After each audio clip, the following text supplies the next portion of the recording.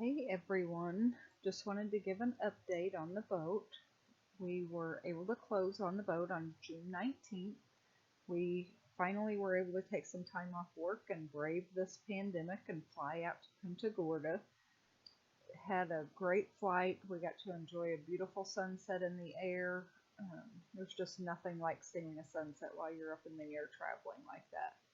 We finally made it to the boat the next day. Just could not wait to get on the boat and just see the boat, knowing that she was finally ours. We were ready to just explore and just see everything that we had missed the first time we looked at it, and just see all of the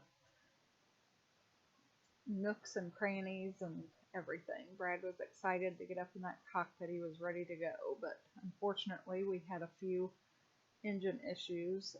One of our engines wasn't running properly, so we had mechanics on site and they were able to come over and had to order a part, so we were kind of stuck at the marina. But everyone's told us that you just have to go with the flow whenever you live on a boat, and you're going to have weather issues and mechanical issues, and you just have to go with it. So we stayed right there at Legacy Harbor Marina, which was a beautiful marina. We got to enjoy a lot of beautiful mornings and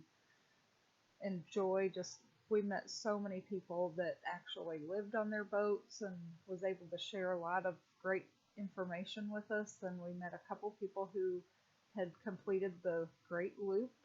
That was exciting to talk to them and just hear some of their stories. And we got to see some beautiful sunrises and some beautiful sunsets. I mean, I don't know how you couldn't just enjoy your time when you had sunsets like this, and just amazing views there at Legacy Harbor Marina.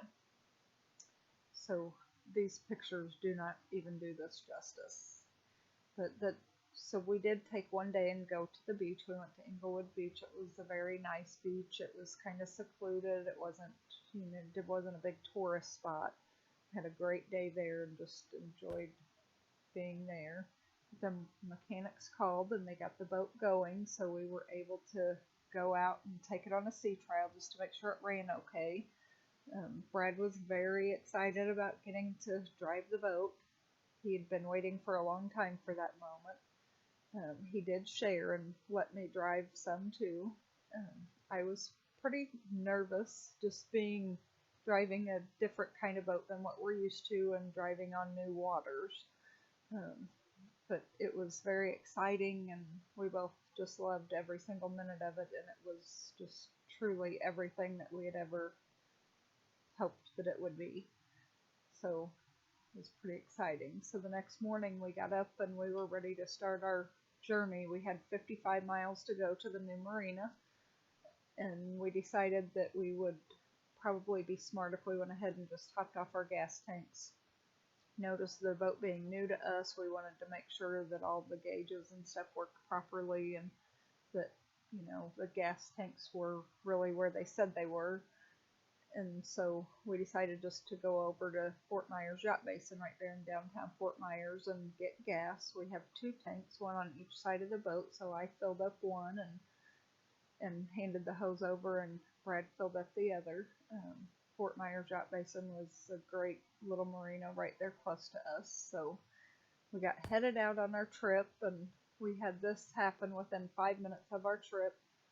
We had this dolphin jumping behind the boat, which was just amazing. It just made my whole trip right there in the first 5 minutes.